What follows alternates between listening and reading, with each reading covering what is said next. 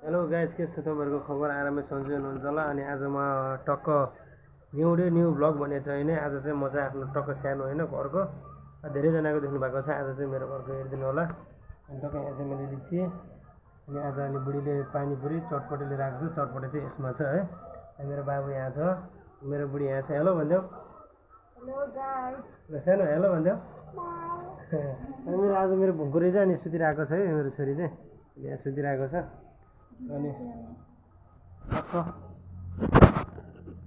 यस्तो बवाल छ क्या आज चाहिँ हाम्रो घरदेखि त उतापट्टि नजिकै एक ठाउँमा एउटा नयाँ छ क्या चटपट पानीपुरी पसल। अनि त्यसको पानीपुरी चटपट यस्तो बवाल छ क्या, हेर्न सक्नुहुन्छ। हेर्नु है, लिएर हाले चटपट हो, बवाल छ। मलाई चाहिँ बवाल मनपर्छ।